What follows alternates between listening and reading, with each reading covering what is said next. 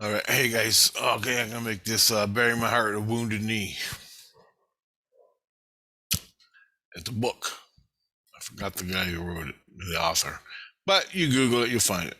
All right, and it has to do with my past life. So it's gonna be a quite long, but I gotta get it done because it's awesome.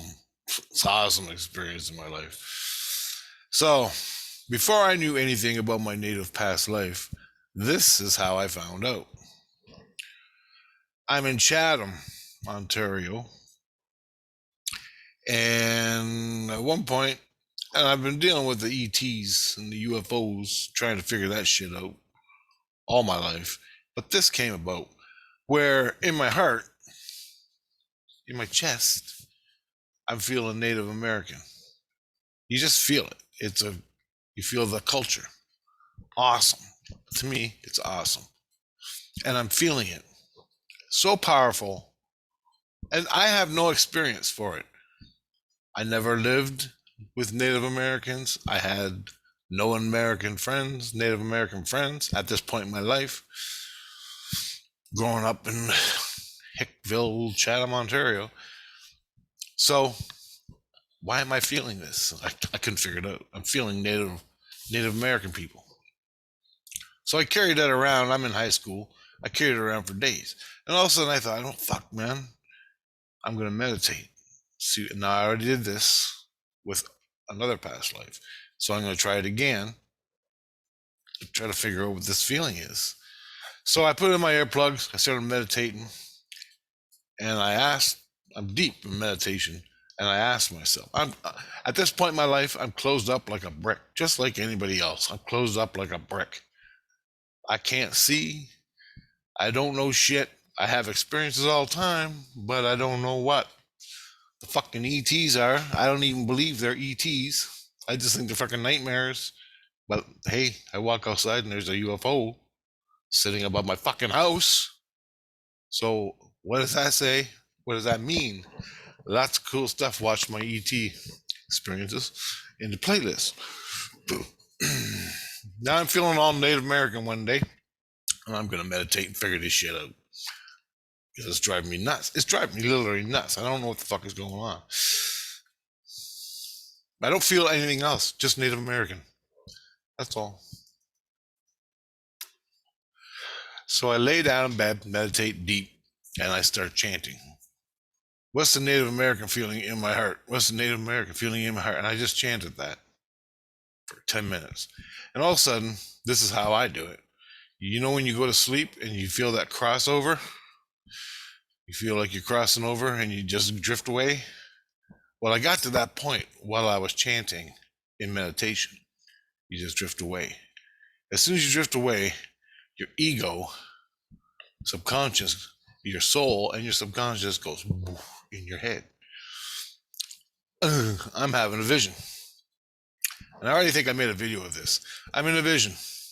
I'm in bed with the blanket over top of me. I'm sleeping on my back. And I'm sweating. It's so goddamn hot. And it was cool before, but I'm sweating now. I'm like, oh, this morning, the sun's up. Throw the blanket off. I get up. There's a girl sleeping beside me, but I'm so goddamn hot and tired.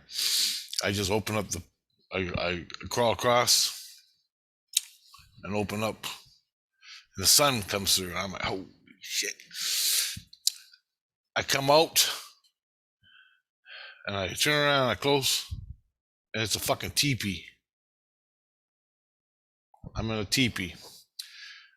I turn around, there's some trampled grass, then there's tall grass all the way down to a creek. And on the other side of the creek, there's a bluff. It rises up and it's flat, and I can't see up there. And I'm like sweating, so I'm gonna go down and get a drink of water, and I'm gonna cool off. Just splash some on my body. So I walk through the grass. I'm walking through the tall grass. There's like weeds and grass and stuff, and I have nothing on my chest. I have no shirt on, just shorts of some sort. I didn't look. Fuck, I could have been naked for all I know. I don't know. I walked down there. I looked behind. I could feel it behind me. I didn't even look. There's like 20 teepees, and we're with a group of people. But I don't even look. But I know it's there. And I'm walking down to the creek. I walk down to the creek, and I bend down, crouch down, and I drink ice cold. I take the water and I splash it in my face, splash it on my head, splash it on my chest. Takes the heat and sweat away, and I'm like, oh, yeah. You know that feeling. Anyway, you feel good, vibrant, and all that. And so I get up, I stand up on my feet, and all of a sudden I smell. As I'm standing up, I can smell like alley piss. You know that smell? You ever been in an alley and you smell a bum? There's a bum sleeping there, and he stinks so bad, it smells like he shit himself and pissed himself, and it's just stinking rotten. That's alley piss smell from a bum. That is what I smell. And it's coming off the wind. And the wind is hot. Not hot, but it's warm. And I can feel it coming over top of the creek. And it's hitting me. And it stinks like shit. Literally, the alley piss. Way, really deep alley piss. And I'm like, what the fuck is coming? What the fuck is up there? Did fucking something die? Right? And so I don't know. And all of a sudden, as I'm there,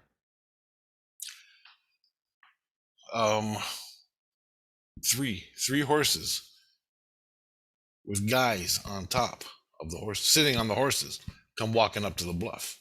And it's early morning. I say it's about 7, 8, somewhere in there in the morning. The sun's just rising and it's already hot. They come up and I realize they're the ones who stink. And I don't know who they are. They're all dressed up. They got cowboy hats on. All the leather shit. And I just get all brave right down there. I know I got to run over there and confront these guys because my family is right behind me. And I don't want no shit going down. So I'm going up there to confront them. And I'm thinking to myself, hey guys, get the fuck up. I need some help. That's what I'm sending them. I said, the boys are coming. Any minute now, the boys are coming. Any minute now. So I run across the creek, splash on my goddamn bare feet. And I run up the side of the bluff, right towards them. I run up on the top of the bluff, right up the horses' heads, one on each side of me. There's one guy on the left, one guy on the right, and there's another guy further left. So 3 guys. They're all dressed in leather. And the horses look like shit. They got scabs and burrs and fucking dirty and nasty looking. And the guys, the stink coming off them almost made me puke. I was like their armpits and crotches were full of mold and stinking sweat. It smelled like alley bums. Piss and shit. That's what they smelled like. And they were greasy. They had like grease all over their faces, like sweat grease with dirt in it. And one guy was fat, not real fat, but fatter. And I was like gonna throw up. That's what I felt like. And then I went, I don't know what I said. I don't have a clue what I said. But I waved my fucking arms and I pointed at each one of them. And I was saying, basically, what I felt I was saying was, I don't know who you are, but it's time for you to fucking leave. You're stinking up the whole place. Something like that.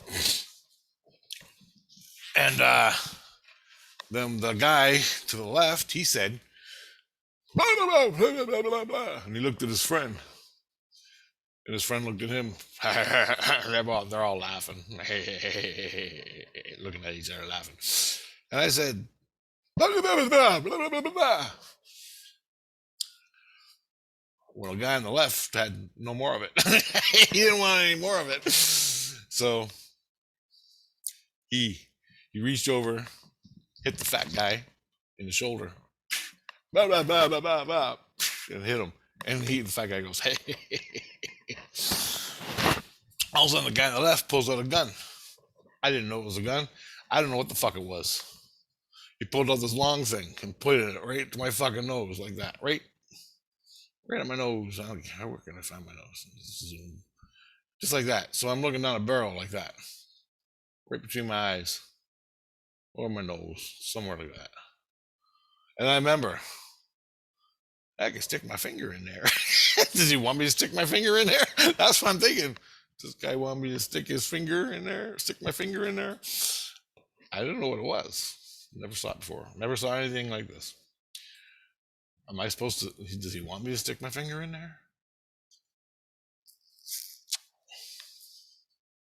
And I thought about my family behind me. I didn't know what was going on. I wasn't gonna kill these guys. I had no fight in me. I was just, hey, you can't come around here. This is my house. I'm living here till fucking September. All right, get the fuck out of here. He's just dinking up the whole place. And then I'm looking down the little barrel, and it was a steel gun. Steel, wasn't one of them.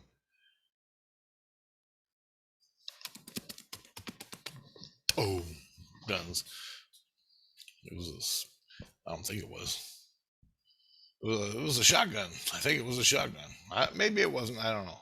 But I'm looking down the fucking hole, and it was right here in my face. And then that was it. I woke up in bed. Woke up sweating. My fucking heart was pounding, and I realized I got shot in the face from them fucking guys. So that was my experience. Then I meditated again, asking the date and time and place and where it was. It said Little River, Arkansas. I asked, where was this location? Where would I die? Where did I die in native past life? Where did I die? Where did I die? Where did I die in native past life? And I chanted that in meditation. Voice came out, Little River, Arkansas.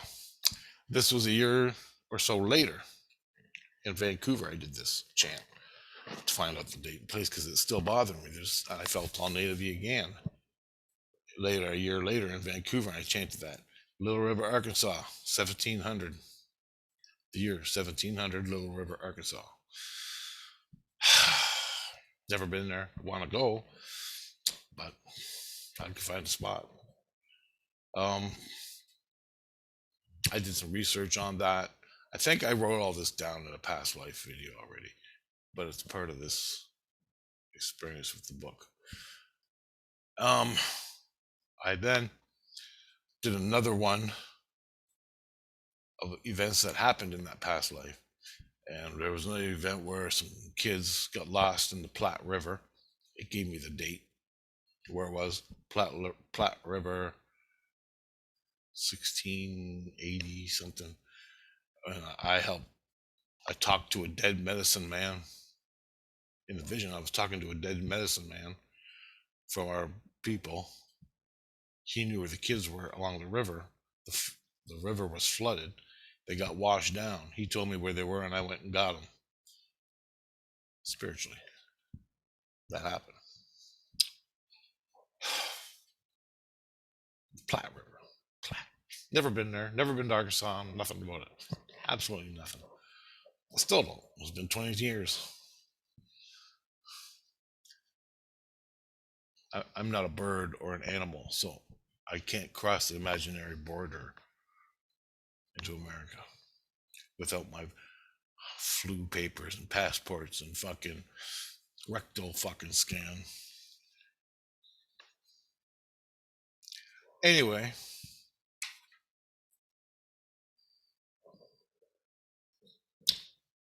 I had that vision about my past life. I then moved to Windsor, Ontario, and I was working at Second Cup years later, which is 40 clicks away. Windsor, right beside Detroit. I'm living in Windsor years later, and my friend Dawn. She has a book. She works there with me. She has a book, and it's called "Bury My Heart at Wounded Knee." And I picked it up one day. I go, hey, I'm reading it, and it was pretty good. It's all about Native Americans. And I said, hey, can I read this? She said, yeah, but you can't. My friend let me borrow it, and I have to give it back at the end of the week or something. I said, okay. She goes, can I sit here and read it? She goes, yeah, go ahead. So I'm reading it, and I get about a quarter of the way through, and she's got to take it back to her friend. I'm like, fuck, really? So with that, I was so into the book. I said, fuck, I'm going to go look for it in the bookstore. So I went to every bookstore in Windsor, nothing. I went to every bookstore in Chatham, nothing. They never even heard of it. I'm like, God damn. And couldn't find it. So a year I looked in Windsor and Chatham, surrounding areas, all the bookstores, every single one. And I didn't even bother to order it because I never have the money when I have to go buy the book. So I never order any books. I then, at the end of the year, that was 1992, somewhere in there. So by 1993, no, 1990, sorry. That was 1989, I read the book. 1990, we all went, me, my sister, Dawn, Dita, Glenn, and me. We all went on a Greyhound bus across Canada, Northwest Territories, Yukon, Ontario, Manitoba, Alberta, Saskatchewan, Alberta, BC, for 2 months. Went to all the cool places. It was awesome. Then we moved to Vancouver, so we're in Vancouver. Hundreds of kids do this every year. I don't know why we did it. I just got tired of Windsor, so we went. I went to Vancouver, and when I left, I wanted that book. So I made it a point. Everywhere we stopped, in every city along in Canada, I'm going to go to the bookstore in every city and see if they got the book. So I'm in Regina, fucking Medicine Hat, all these places.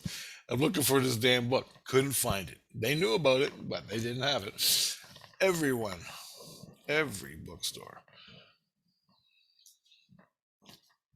everyone. All the cities, Red Deer, Medicine Hat, you know, from Ontario to Vancouver. Couldn't find it. And anyway, so I ended up in Vancouver, and I decided I'm going to check every bookstore in Vancouver. Hit every bookstore I could. That's where I met one of the bookstores I was in. I had Jackie, my last video. She disappeared in it, and I was looking for that book, which led me to this video. Then, so that's what I did when I had the time. When I went looking for books, I checked every fucking bookstore I saw, and nothing. Couldn't find it. So I've been searching for 2 years for this book, all across Canada, and Vancouver, and Victoria, and Tofino on the island. I never made it to Victoria, but I was Tofino. I went there. We went there, and I checked the bookstore. Nothing. Then my sister was going to go back to Windsor for a week or so, a couple weeks, and I had money because I was working. I had some money. It was $100 round trip, something like that, and back to Ontario. So I took some time off work and went back to Ontario. So I'm in Ontario, and I'm staying for 2 weeks at my friend's house, Chris, in the basement on Vera Street in Windsor, Ontario. And I'm staying there. So I get up from him. I'm in Windsor now. I get up in the morning and I go, I'm going to go check out this new bookstore. They got this bookstore called Borderline Books. borderline books, and I'm feeling that Native American in my chest again. I'm thinking, fucking, bury my heart and wounded knee. I'm gonna go check this new bookstore because it's right across the street from where I used to work at Second Cup, but that's my hangout, so I'm gonna go there and check out the bookstore. So I go to Second Cup, get a coffee across the street. I go to this borderline book, and so I'm in borderline books, and I ain't in there a minute. And I thought about the book when I woke up in the morning. I had the feeling. And I thought, fuck, the bookstore, the new bookstore. They made this new bookstore when I was living in Vancouver for 2 years. So I come back, and now I'm going to go to this bookstore, see if they got the book. Specifically, I'm going in there to find that book. I don't give a shit about anything else. I walk in there. I walk right up to it. Bam! Bam! I heard a wounded knee. There it is, the book. I'm like, holy shit. I think I got it sitting right here somewhere. Anyway, I'm like so happy. I'm glowing. I got tingles. I'm freaking out.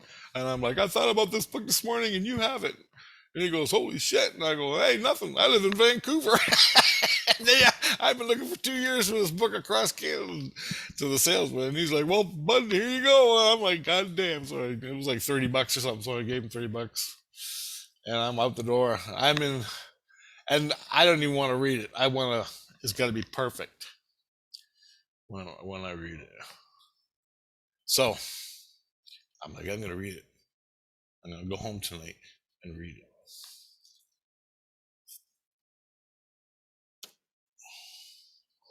This is fucking freaky. Didn't even open the book. It's still in the plastic bag. So I go all day downtown with my friends hanging out because I gotta see my friends because I'm back. And that's what I'm doing. So I go home at 7 o'clock to Chris's. I make some food, a little bit of supper, and I sit down, and it's 6:55 or something. And I'm like, fuck, the news is on, so I guess I'll watch the news. So I get my food, sit down on the couch, and my book. So I get my book, and I sit down here, and I'm gonna watch. It's 7 o'clock. I'm gonna watch a little news, and I gotta eat, and I'm gonna sit back and read my book. No one's in the house. It's all mine. I can sit back and relax and read my book, and that's the plan, and I'm all happy about it. Turn on the TV, click, and it's Channel 7 News. Channel 7 Action News out of Detroit. And I'm watching it. Just then, I didn't even eat my food. I grabbed the book as the news is coming on. And I opened the book. Bury my heart, a wounded knee. And I got the book. And this is the truth. On the news.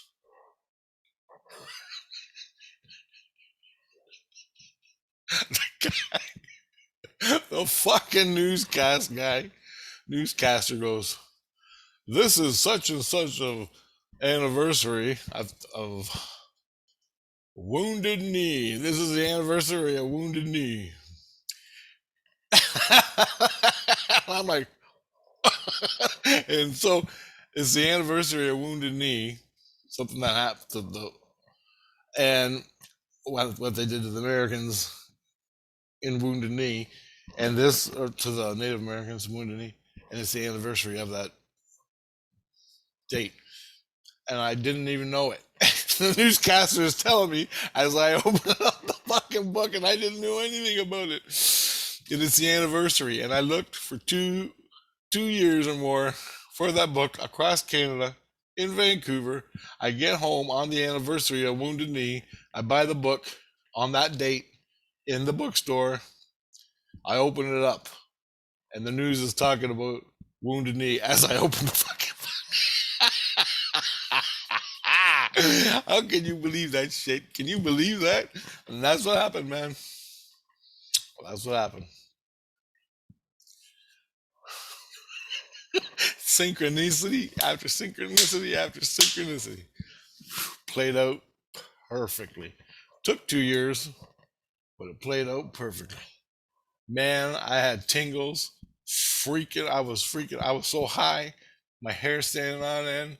I was so high and freaking out. My hair tingles, waves of tingles. I started just fucking crying, man. I couldn't believe it. Adding it all up in my head of what just happened. Could not believe it. I never did read the book. Couldn't do it. I couldn't do it.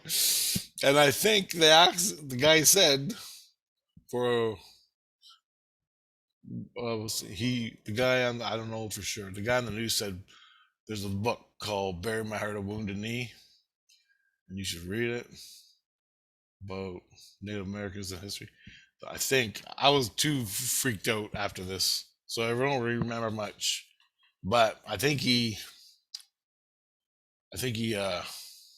said the title of the book and about the history of it all. And I remember when I got shot in my past life vision I had that I just told you in this video. I met my bud Blackhawk. He's dead. He's a spirit. He's not dead. He's more alive than he was on there. And one time, 4 years later, I'm living in Vera Street. I moved back to Windsor, and I made a video about this, but I'll say it again. I knew of Blackhawk because I seen him, and he talked to me a lot. He showed in my dreams. He teaches me how to fly. I always end up nosing, taking a soil sample, and he's laughing his ass off. Anyway, that's why I seen him. But one time I was trying to make a wing thing they have. I forgot what they're called. I always wanted to make one. So it was wintertime. I found a frozen seagull down at the river, frozen solid. So I cut the wings off, and I was gonna make a smudge with. But I put the seagull in the freezer at the second cup, and I forgot it there for a week. Yeah, that was me. I wrapped it in a bag, 2 or 3 bags. It was no contamination. But anyway, I took it home and I cut the wings off. Smudged it, gave tobacco, and buried the bird out in the snow. Whatever, I didn't bury it. Fucking was frozen. But I had the wings. I was drying the wings downstairs. The meat around the wings. Anyway, and I was going to wrap it and learn how to do it. But some of the feathers fell out, and I picked them up and I put them on my dresser. And I had the wings on the dresser too. Well, one day I woke up. One day I came home and I sat down in my bed. The wings were over there, and I thought about it. And I go, "Fuck! I gotta learn how to make that thing." The thing. I forgot what it's called, guys. I'm sorry. And anyway, just then, as I thought about that, every feather, my coffee cups, my fucking ashtrays, my dirty socks that was on the dresser, all came flying off 10 feet away. All came flying off the dresser. I watched it.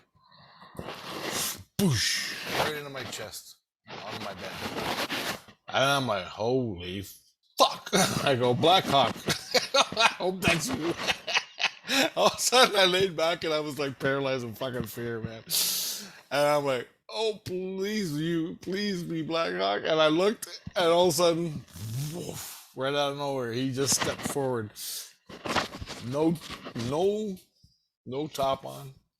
He had a waistband thing on.